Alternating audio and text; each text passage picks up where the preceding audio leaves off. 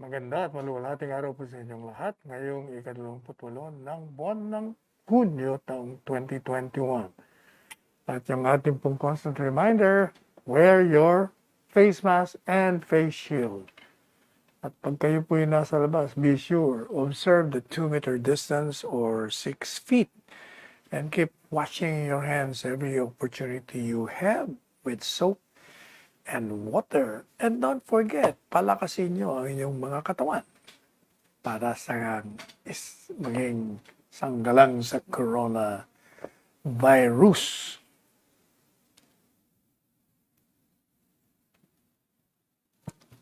Nung kailan ba namatay yung ating presidente?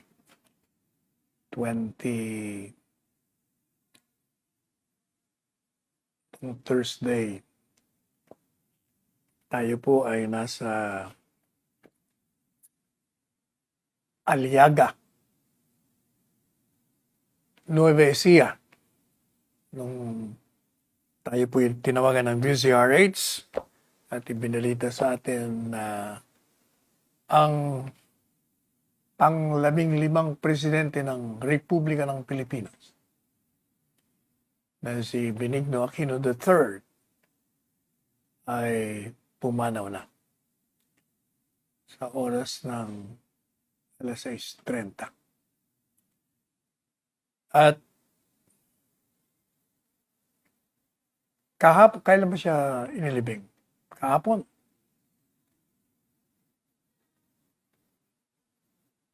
Sabado.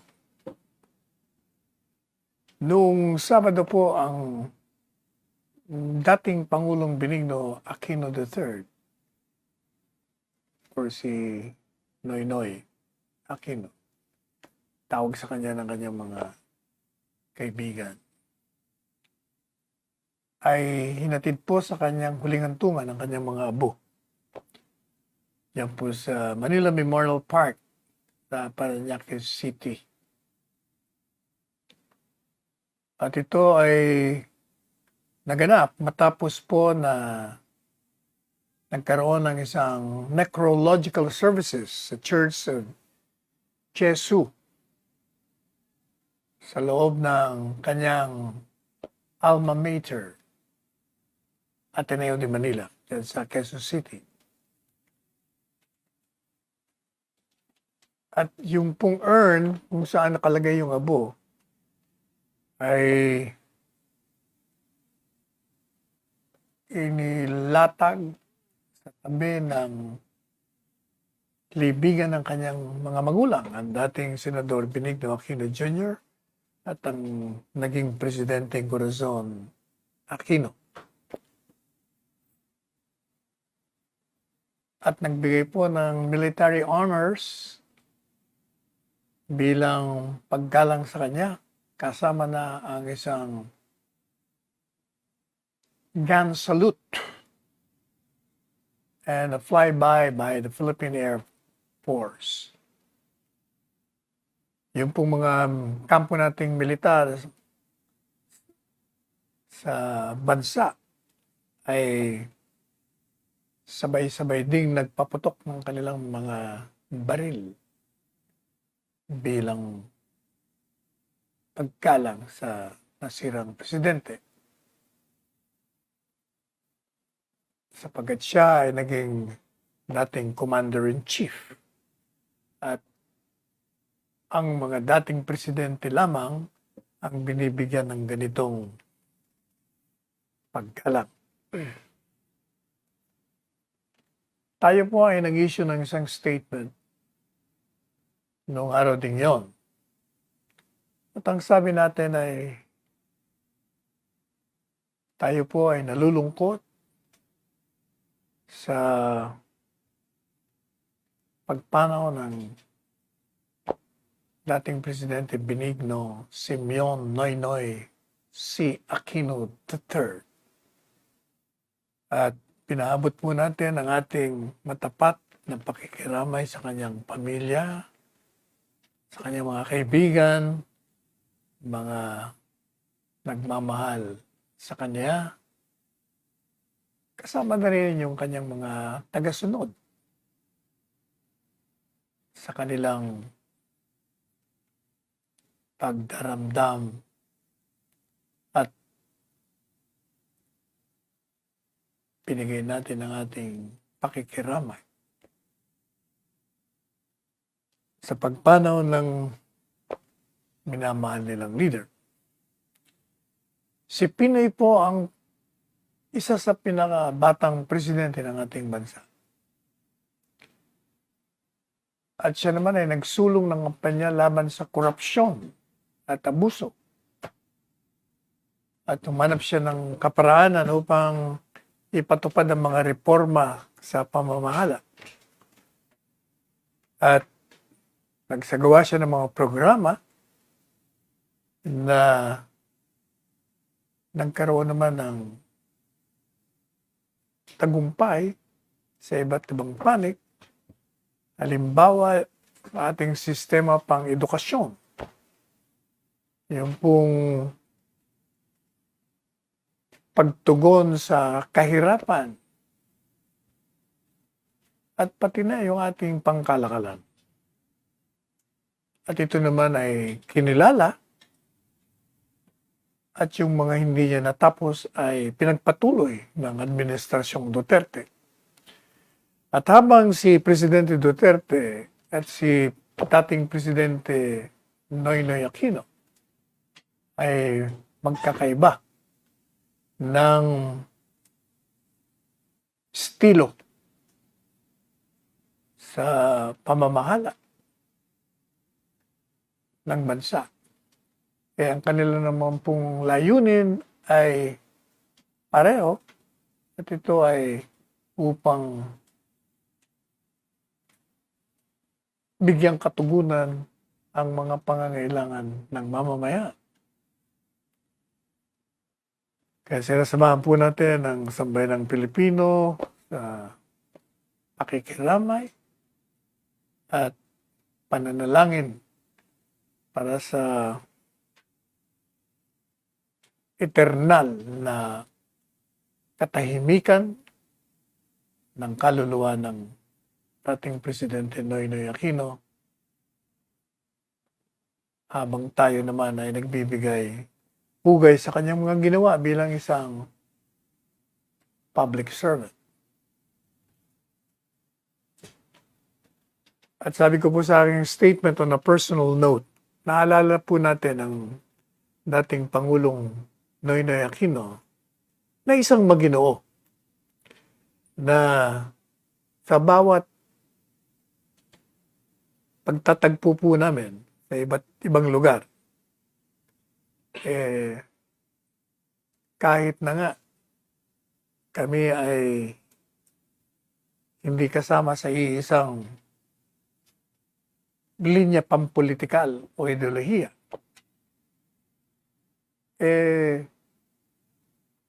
siya po naman ay talagang kinakamayan tayo at nagbibigkas ng mga magagandang pahayag kaugnay sa inyong lingkod. He never failed to say something nice to me every time I bump into him in any place. At gaya nga ng sinabi ko kay Presidente Gloria Macapagal Arroyo na panayam natin kanina o naka-meeting natin sa kanyang bahay sa La Vista. Nahumanga ako dito kay Presidente Noynoy nung sila nila Presidente Gloria Macapagal Arroyo at si Presidente Fidel Ramos at si Presidente Erap at si Presidente Duterte ay nagkaroon ng isang pagkakataon kung saan sila ay nag-usap-usap kaugnay sa isang paksahing merong interes pambansa or national interest. Sapagkat nung siya po ay naging presidente,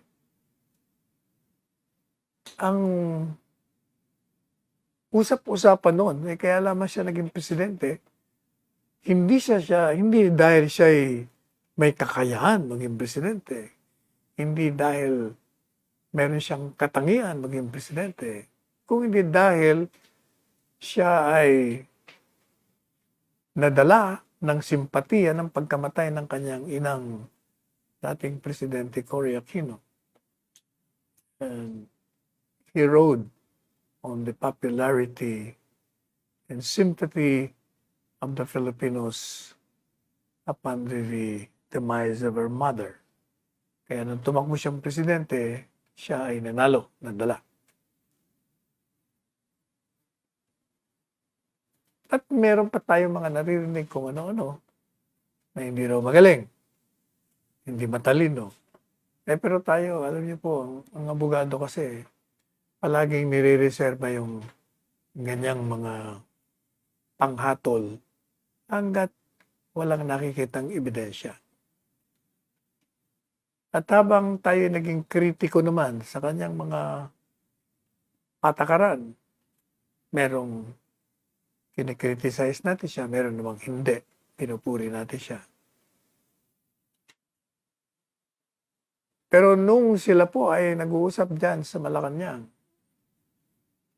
kaugnay dito sa isang paksaying involving national interest, abay napahangaw ako kasi siya ang pinakahuling magsalita sa mga dating presidente. At nung siya ay magsalita, ay nakita ko yung talas ng talino ng kanyang utak. At alam niya kung ano yung sinasabi niya. Tayo po'y bihira humanga sa isang tao. Masyadong mataas siguro ang ating panuntunan. Pero sabi ko, abay malalim pala itong mamang ito. Ito'y malayo doon sa mga naririnig natin pag siya ay inililarawan. Katunayan, sinabi ko yun kay Presidente Duterte at doon sa mga miyembro ng kabinete, sabi ko, sharp pala ito, matalino pala itong maman to. Kaya ulitin po natin sa kanyang mga kapatid, nating pakikiramay. At maganda po yung binigay ng mga pahayag ng marami sa kanyang mga kaibigan, kahit na yung mga katunggali niya sa politika. At katunayan, si Presidente Duterte ay nagbigay din ng kanyang official statement. At sa kanya pong pahayag ay sinabi niya kung maaari lang ay kalimutan muna natin ang hindi natin pagkakaintindihan sa politika habang nakikiramay tayo dito sa pagkamatay ni Presidente Benigno Aquino III. At sabi niya po sa kanyang statement, sinasamahan niya ang buong bansa sa pagdadalamhati at pakikiramay sa pagpanaw ng dating presidente. At sabi niya po ay gawin natin itong pagkakataon na magkaisa tayo sa pagpanalangin.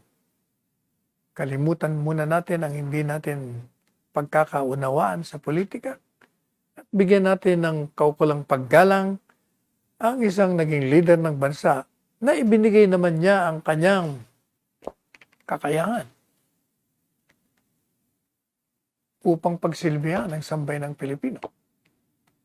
At kinilala rin ni Presidente yung mga ginawa niya bilang presidente ng bansa. Pati na yung mga ligasiya na iniwan niya at ng kanyang pamilya. At ito naman ay yung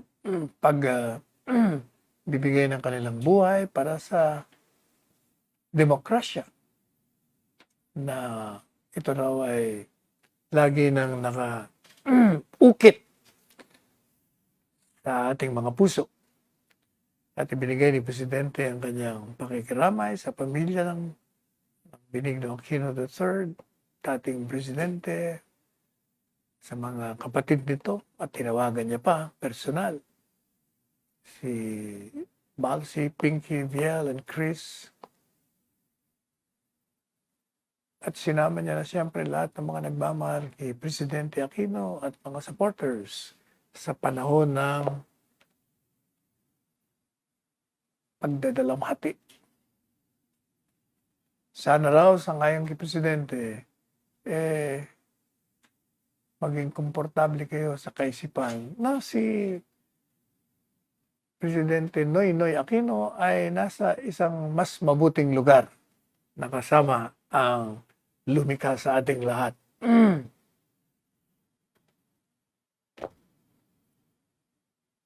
Pinasalamatan niya rin po si Presidente Aquino para sa serbisyo ng ginawa niya sa ating bansa. At hindi gumagalaw. At nagbigay po siya ng kanyang pag-asa na yung ating mga kababayan ay mabigyan ng inspirasyon naman sa mga iniwan niya at itinanim niya nung siya ay naging Pangulo ng bansa.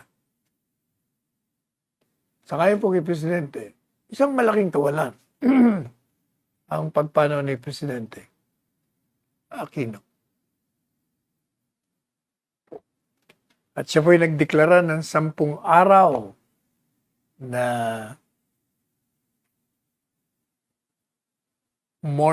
national mourning, pambansang pag-alala,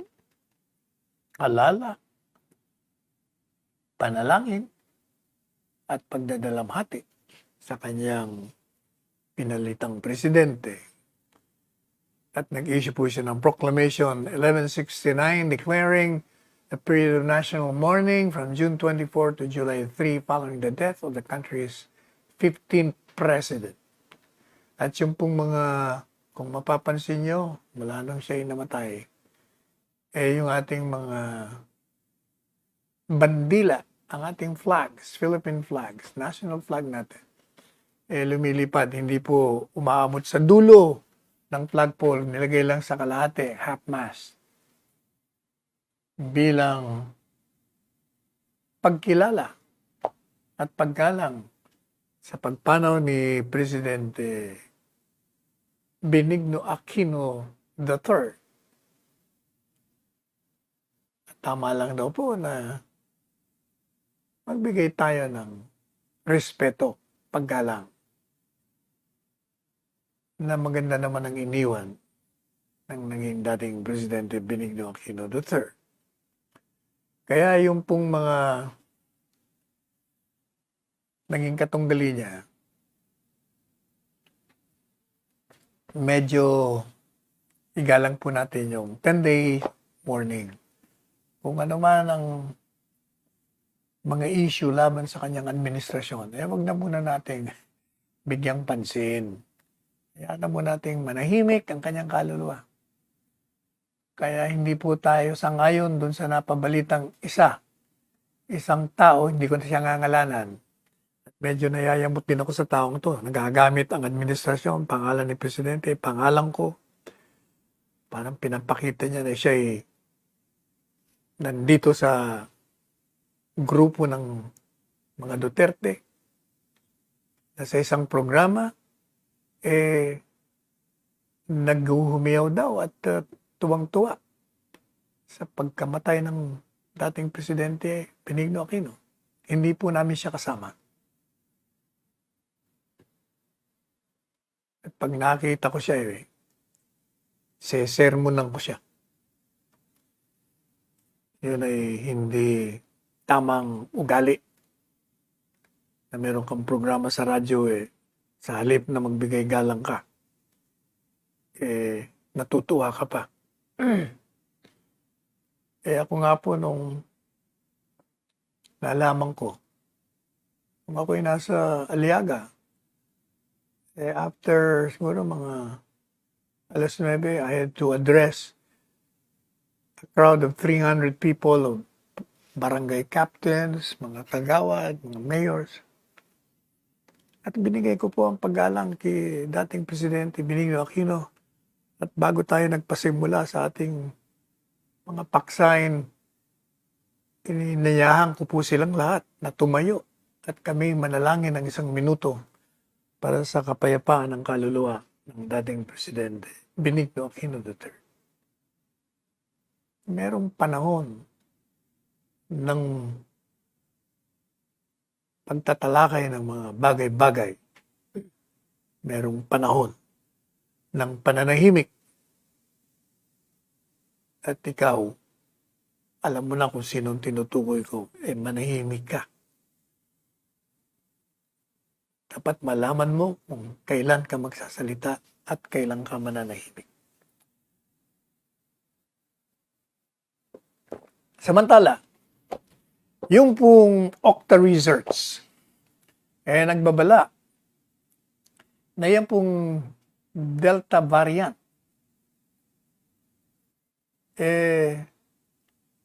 baka gibain yung ating healthcare system pag ito'y kumalat. Sapagkat talagang matindi itong Delta variant, di po ba? Kita nyo sa India, hirap na hirap silang kontrolin ito. Habang nakapasok na ito, na-contain natin.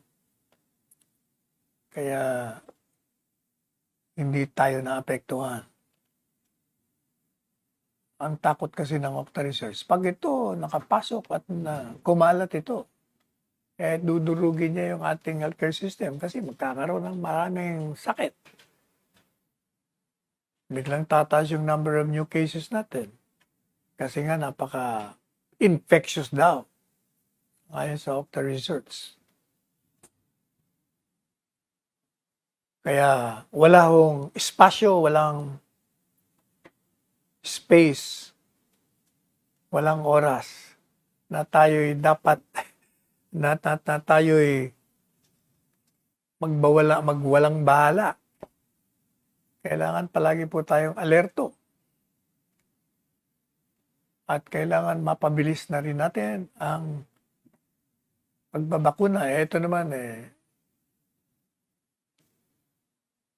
talaga namang yung rollout natin, okay. Teka muna, magpapahinga muna tayo ng ilang sandali, babalikan po natin yun.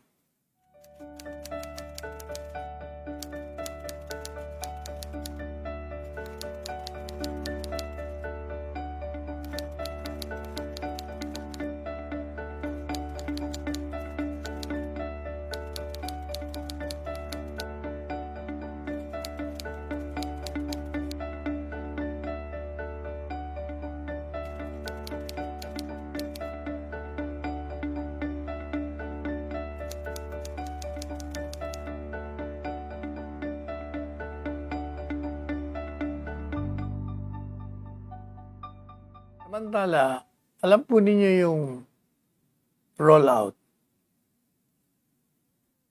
Hindi po ba sabi ng mga kritiko palagi na lang pinupulaan yung ating rollout. Sabi nila, wala yan. Bagal. Walang bakuna. Ayan. Alam nyo ba kung ilan na yung nababakuna natin sa isang araw? Aba, yung pinakahuli, kung hindi tayo nagkakamali, ilan ba yun? 700,000 sa 2 araw. But that means, mga 300 na tayo ng bakuna. Samantalang yung mga kung naririnig ko doon, wala 20 mil lang, hindi nyo 30 mil, 40. Itong mga taong ito kasi, palibasa, nandyan lang sila sa kanilang mga upuan, sa kanilang bahay, hindi sila nakakalabas, nasa kanilang mga air-conditioned rooms. Hindi nga sila yata umiintindi sa mga latest na balita. Kasi napapansin natin, may mga senador na marami mga pinalulutang, ipinalilipad na mga pahayag. Kahit na meron ng mga balita ron sa mga dyaryo, sa telebisyon, kung ano-ano mga sinasabi. Kung baga, nililin lang nila ang tao. Halos Sabi nga po, alam niyo ba, may nagpunta rito mga taga-Israel. Anong sabi? Nung Sabado, nagpunta po sila rito para tingnan nila yung kalakaran ng ating rollout. Ang sabi nila, kami nagpunta doon, di namin naasahan na makikita namin. Aba ayos na ayos. Impress sila sa antas ng profesionalismo ng mga logistics and cold chain service providers natin, pati yung cold storage natin, yung rollout mismo, hangang-hanga sila. Hindi ba Israel nangunguna pagdating sa rollout? Sabi nila, we didn't know what to expect when we came here, but we're really impressed. It seems that you have very well planned systems. You thought about it all. It's not like we came here and we discover missing bits and pieces. You have it all placed. O ibig sabihin, sinasabi ko ng taga-Israel, ng mga eksperto, pagdating sa rollout ng bakuna, pagbabakuna, ang galing nyo. Hindi namin inaasahan na ganito. Ito po'y taliwa sa mga sinasabi ng mga kritiko at mga komentarista, mga kolumnista, mga senador na oposisyon na wala tayong programa, mali ang ating mga rollout, kulang ang rollout, mabagal ang rollout. Talagang it has to take somebody outside of this country na dumating dito na papurihan tayo. Itong mga taga rito na mga kalaban ng administrasyon, talagang sinisiraan kahit na napakaganda ng rollout natin. Yun lang pagdarating ng mga bakuna natin, di ba? Sabi nila, walang darating na bakuna. Yan, sunod-sunod. Pati Pfizer na halos hindi dumarating, meron na tayong 40 million na kinontrata. Alam niyo ba kung ilan na ang nabakunahan? Na sinasabi nila, nako, it will take 5 years bago mabakuna. Alam niyo ba, ngayon 10 milyon na ang nabakunahan. Ay kung makikinig kayo sa oposisyon, hindi aabot na 100 yan sa 2 buwan. Eto na, 10 milyon. Alam niyo po ba, as of 6 p.m. ng June 27, a total of 10,065,414 doses have already been administered. Mahigit na pong 10 milyon ang naturukan ng bakuna. Yung mga unang turok, umaabot na po sa 7 million at kalahati. 7,538,128. At yung mga nakatapos na ng 2 milyon at 527,286 ang nakumpleto na yung 2 bakuna. Kaya yung pong total natin na na-administer na ng 7th week ng ating national vaccination, inabot na po tayo ng 1,658,072 doses. Kaya hinihikayat po ni Secretary Charlie Galvez, yung mga qualified, mga eligible na kabilang po dun sa priority groups na A1 to A5, magrehistro na kayo sa inyong mga local government units at magpabakuna na po kayo. At regardless of vaccination status, lahat po talaga hinihikayat na whether kayo nabakunahan na o hindi pa kayo nababakunahan na, kailangan magsuot pa rin kayo ng mask, ng face shield, maghugas ng kamay, mag-observe ng 6 meter or 2 meters or 6 feet distance. Yun ho ang talagang regla dyan. Meron nga ho tayong kausap kanina. Hindi ko nababanggitin ng pangalan, pero kilalang tao ito. Sabi ko, senior citizen ka, nagpabakuna ka na ba? Sabi niya, hindi pa Bakit? Sabi niya, ikaw, ako matagal na. ba't naman hindi ka pa nagpapabakuna, senior citizen ka? Nagparehistro ka na ba? Hindi rin. Bakit nga? Ano yung sagot sa akin? Kasi nag-take ako ng Ivermectin ba yun? Tapos 2 linggo akong nakaratay sa karamdaman after I took it. Ivermectin. Biro mo yun? Sabi ko, ikaw kasi nagpapapaniwala ka sa mga naririnig mo. Kaya ngayon daw, natatakot na ho siya. Kasi, ang ganda nga naman ng mga narinig niya about Ivermectin na ito'y magandang pananggalang sa coronavirus. So, uminom naman siya.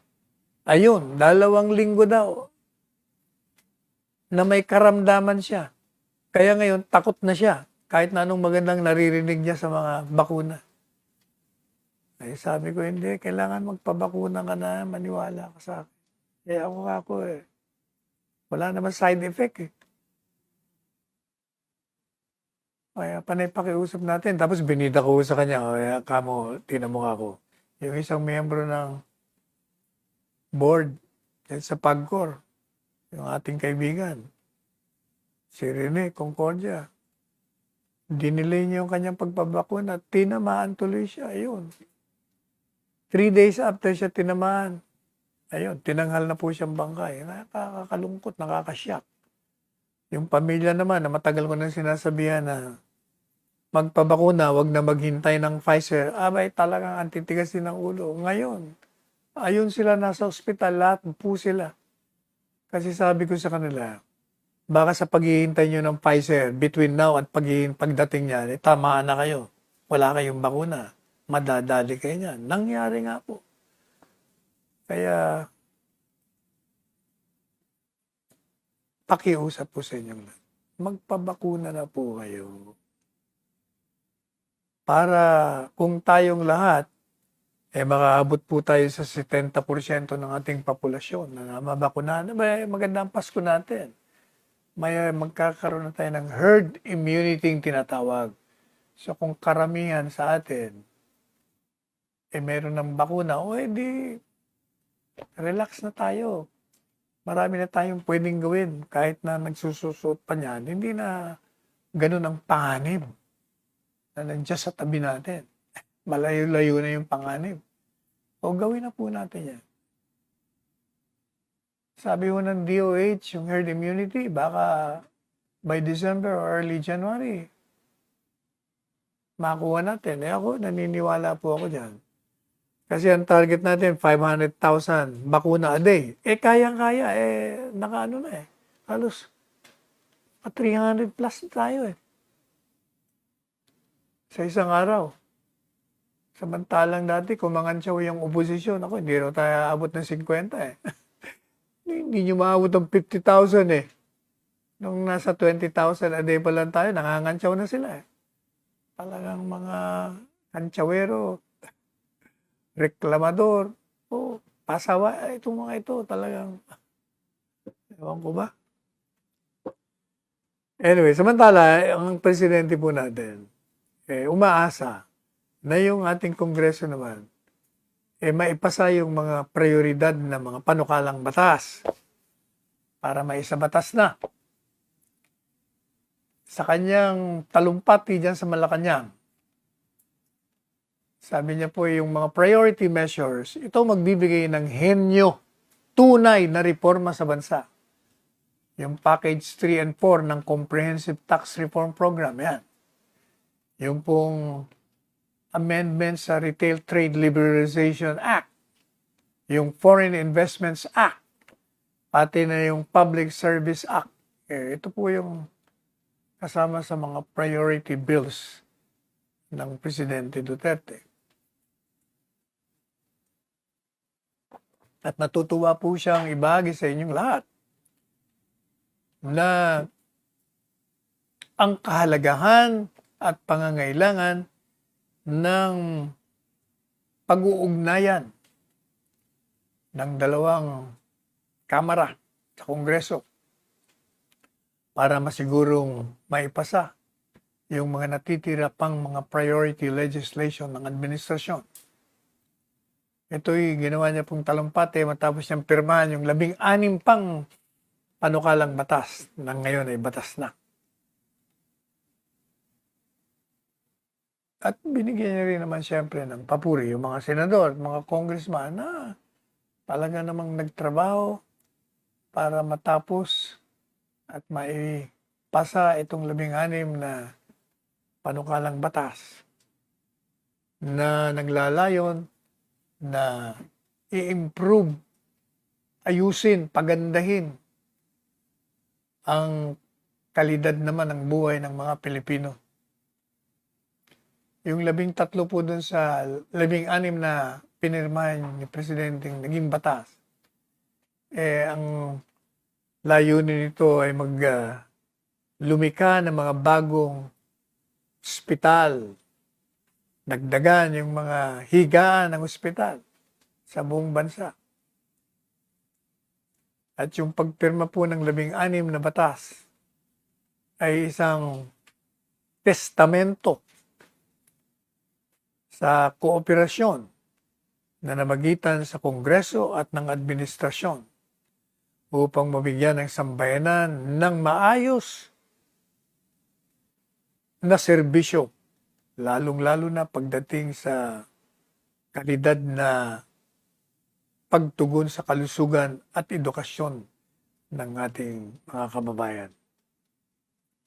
At nangako po si Presidente na ang pamahalaan committed, talagang nakapokus po ito na pangalagaan ang kalusugan ng ating mga manggagawa at bigyan po sila ng mga supply, mga gamit na mga ilalaban natin dito sa pandemya. Sabi po ni Presidente, tutuloy niya ang kanyang pakikipag-ugnayan sa Kongreso, kaugnay pa sa ibang mga panukalang batas na magbibigay improvement o pagbabago ng kalakaran dito sa ating mga kababayan kaugnay sa kanilang buhay. At syempre kasama na rin yung binabanggit natin kanina na kailangan talaga yung mga higaan natin sa ospital, dagdagan pa natin para pag magkaroon ng maraming may sakit, hindi doon sa pasilyo naghihintay. Kaya sabi niya po sa mga medical frontliners natin, itong administrasyon ay nagmamahal sa inyo at kumakalinga at iniisip niya ang inyong kapakanan at tuloy-tuloy ang kanyang pakikipag-ugnayan sa Kongreso upang kayo ay mabigyan ng wasto at tamang mga supply at mga logistiko or logistics habang hinaharap ninyo ang mapanganib na sakit ng coronavirus. Kaya dinirektahan niya po ang lahat ng mga ahensya ng gobyerno na patuloy na magtrabaho, mag-ugnayan, mag-cooperate sa isa't isa sa pagpapatupad ng mga bago at mga dati ng batas sa pangkalusugan. At dinirektahan din po ng Presidente ang mga ahensya ng gobyerno na i-apply nila yung whole of nation approach na tinatawag para yung ating mga katugunan sa pandemya ay maganda nating maipatupad at makinabang ang karamihan kung hindi man lahat sa ating mga kababayan.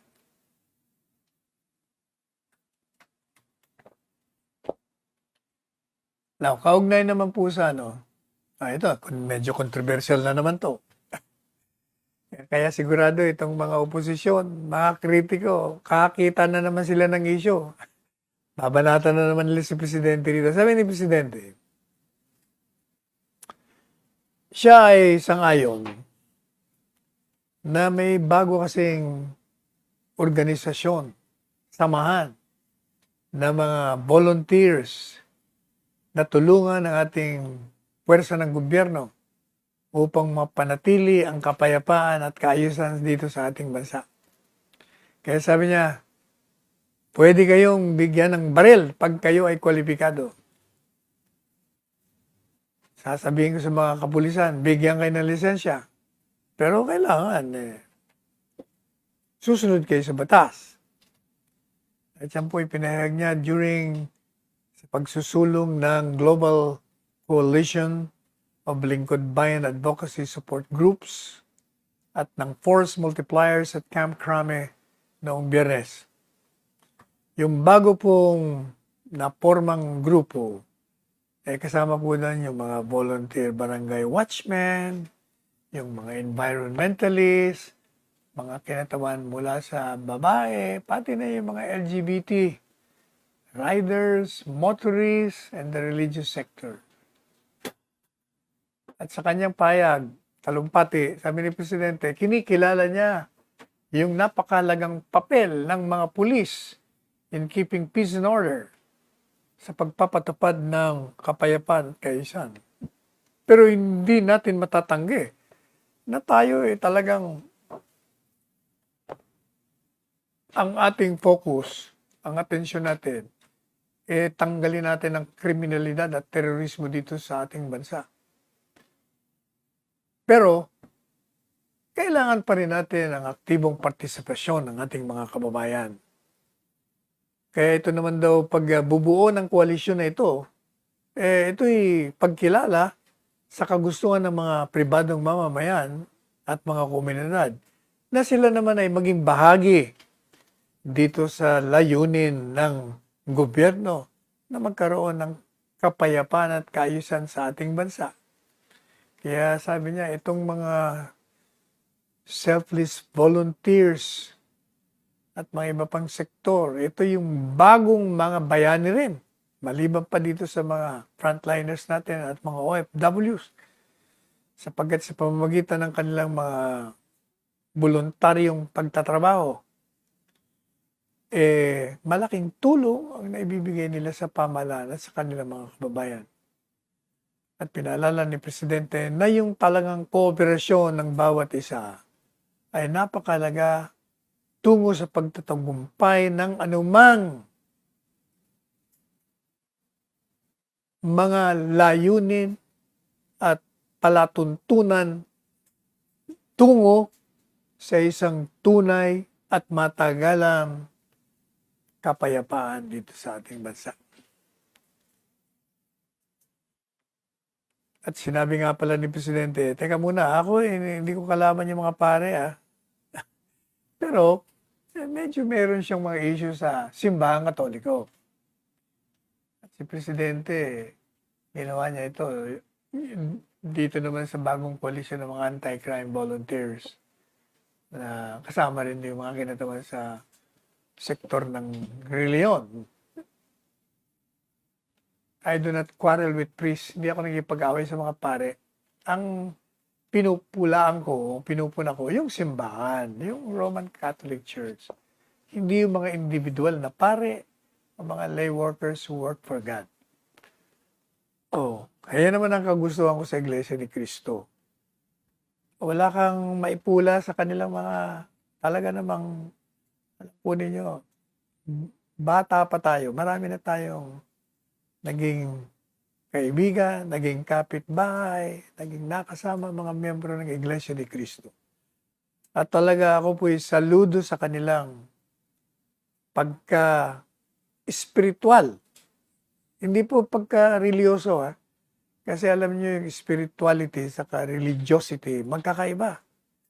Yung pong religiosity, yun ang concentration nun, gagawin mo yung mga ritual. Nagsisimba ka lang, nagsasamba ka, uma-attend ka ng mga gathering ng mga religious activities. Pero, yung mga katuroan ni Kristo, hindi naman po isinasagawa sa araw-araw. Yung mga sa Iglesia ni Cristo, lahat ng mga nakilala ko hanggang ngayon, magmula pa kika Erdi Manalo, kika Eduardo Manalo, at yung mga iba pang nakilala ko. Pati na nga yung nag-entertain sa atin sa New York several years ago. Yung mga nakasama natin dyan sa Eagle Broadcasting Corporation. 11 tayong taon. Katunayan, ako lang ang Katoliko doon. Talaga namang hanga tayo sa disiplina nila, sa kabaitan nila, sa pakikisama nila. Talagang dinidibdib nila yung mga kapatid sa Iglesia ni Cristo, yung mga katuroan na nanggagaling sa Biblia. Yun naman ang masasabi ko sa kanila.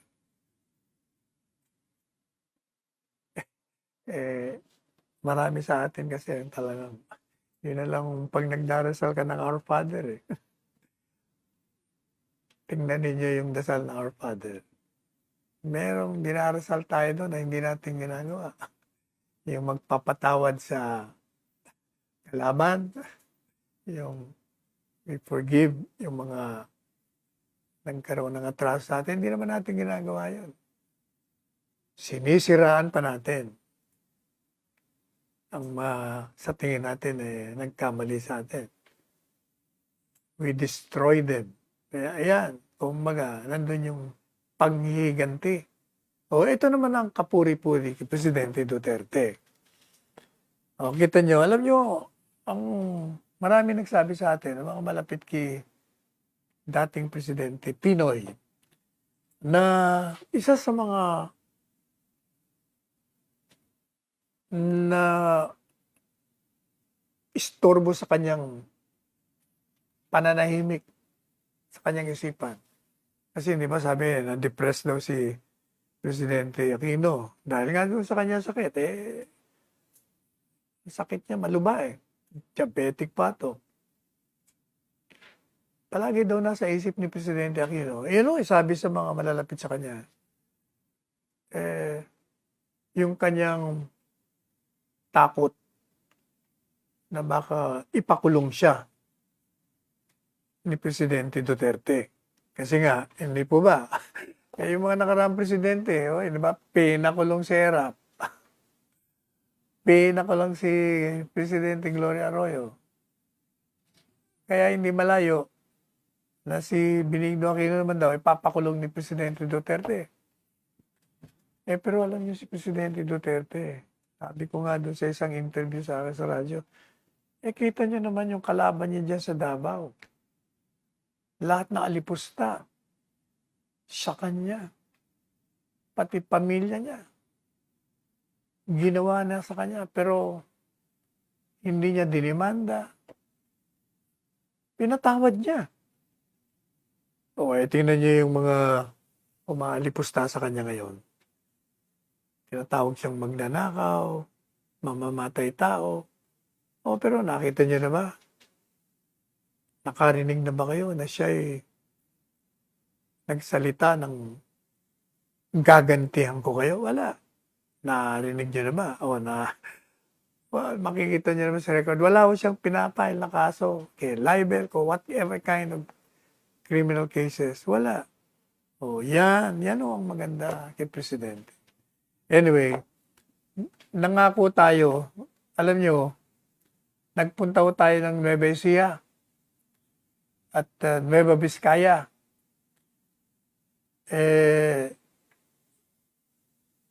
Anong araw ba yon? It's Manila Day So walang pasok sa Malacanang.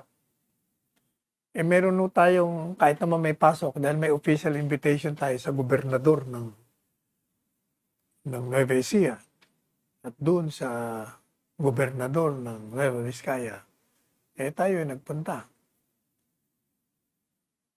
Pero itong papakita ko sa inyo, iba naman to. Ito naman yung pag-launch ni Senador Bongo.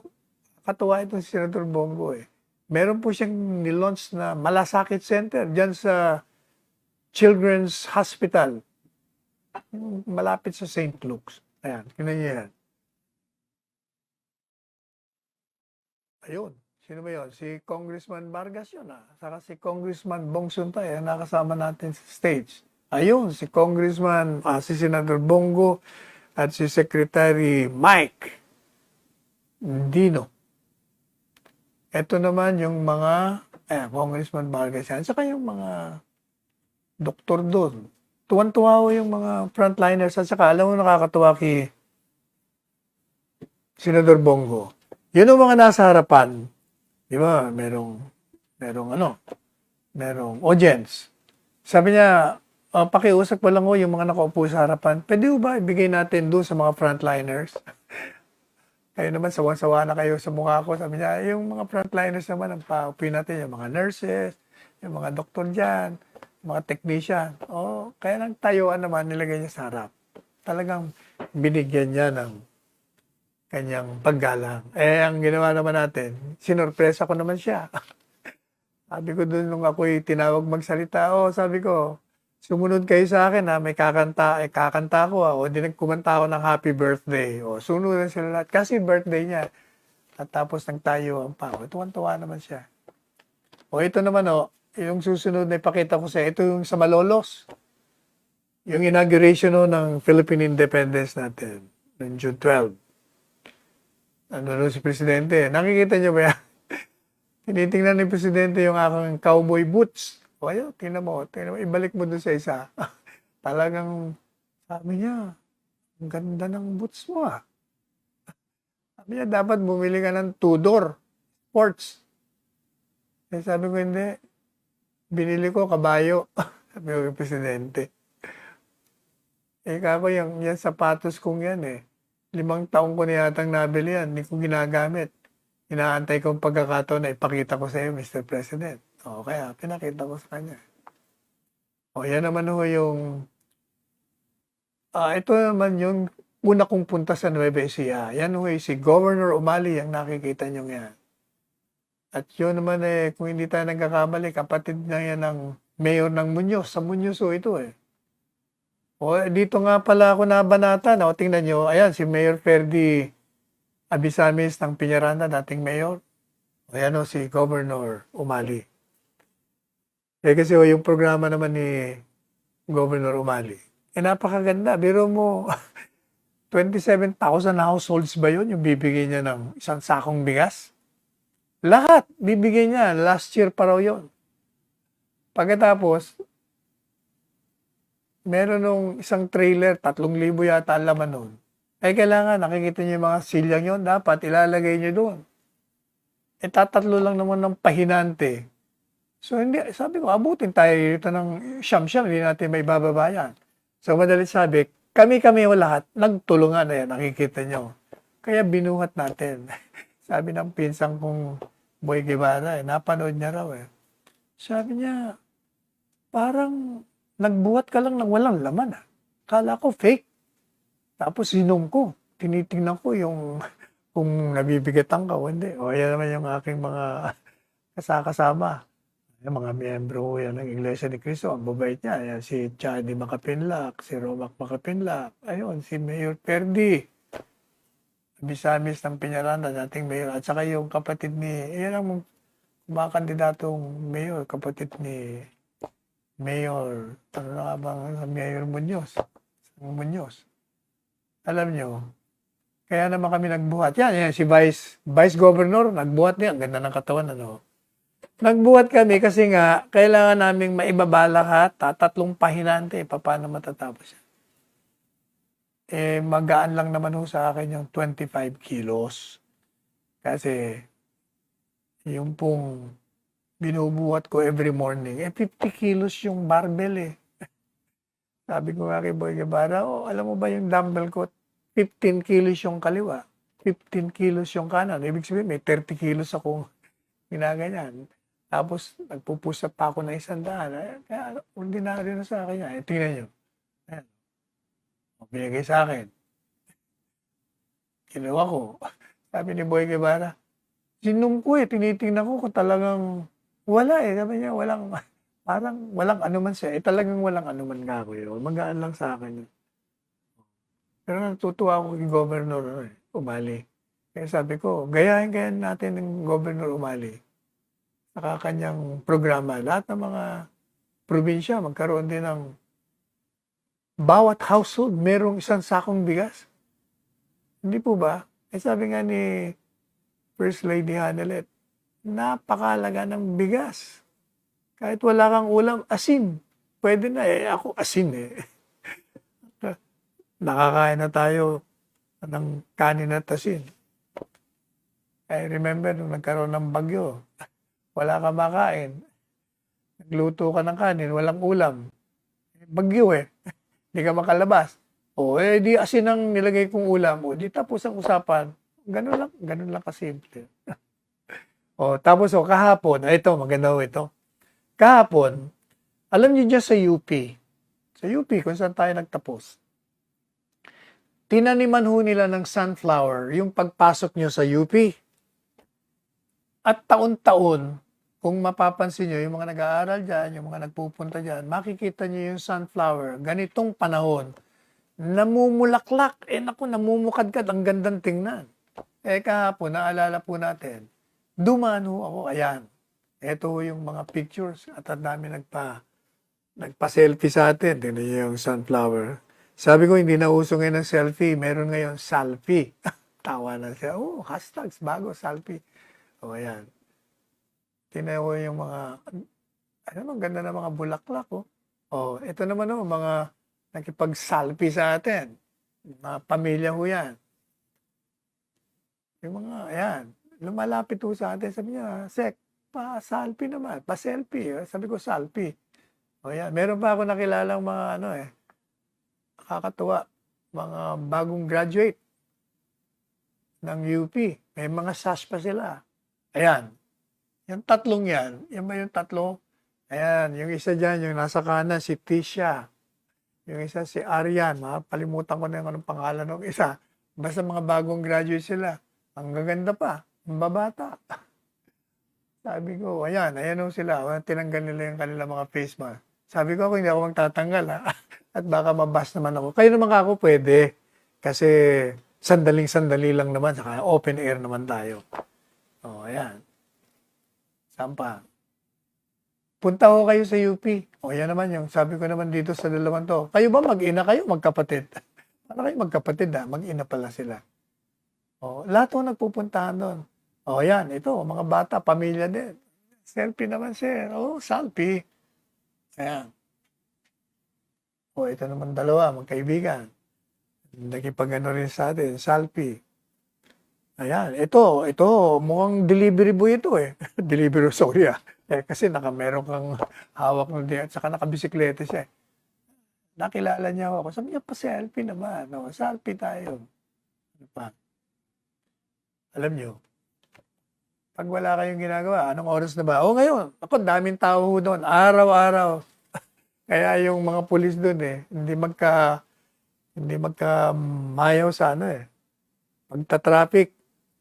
Kasi ang daming tao. At para hong tourist spot Talagang napakaganda ng mga sunflowers. Paborito ito ng anak kong si Dr. Pong Angelo sunflower. Anyway, kaya anyayaan ko kayo.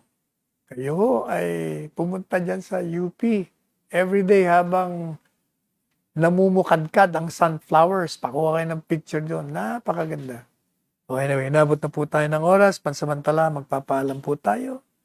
At magpapaalala sa inyo, magsuot po kayo ng inyong face mask and face shield. Ayan, pag sa mainitong araw, ito yung sinusuot ko para hindi nakakasilaw. Face shield. Huwag niyong kakalimutan. Lagi kayo mag-observe ng 2-meter distance or 6 feet. And wash your hands thoroughly with soap and water. Huwag niyo kalimutan siyempre na palakas ng inyong katawan. At pag sa umaga o pag nagising na kayo, pagkatapos na mahimbing na pagtulog, tayo po ay manalangin, magpasalamat sa dakilang lumikha sa pagbibigay buhay sa atin, pagdudugtong ng buhay natin, pagbibigay ng biyaya sa atin, paggabay sa atin dito sa ating pagtaak sa daan ng kawastuan. Manalangin din po tayo sa patuloy na kalusugan ni Presidente Rodrigo Roa Duterte, 10 ng kanyang pamilya at para sa atin din pong lahat. Ako po inyong lingkod, Salvador Panelo, pansamantalang nagpapaalam at nagsasabing, let us tread the path of roses and let us go beyond the path of thorns. Magmahalan tayo. And I love you all. Alam mo, hindi ako kampanya, but Sal Panelo would be a very important asset sa kung tatakbo ka. Kung mapilit kitang magtakbo. Alam mo, ganun ka lang, magdamit. Bakit ka ba magdamit ng ganun? Pero okay naman, gusto man na siguro ng tao. But I said, we would be lucky, the entire kayong mga kababayan, maswerte kayo si Panelo, magamit ninyo ang utak ni Panelo. Sayang. Gamitin natin. Make him whatever in the future. Marunong.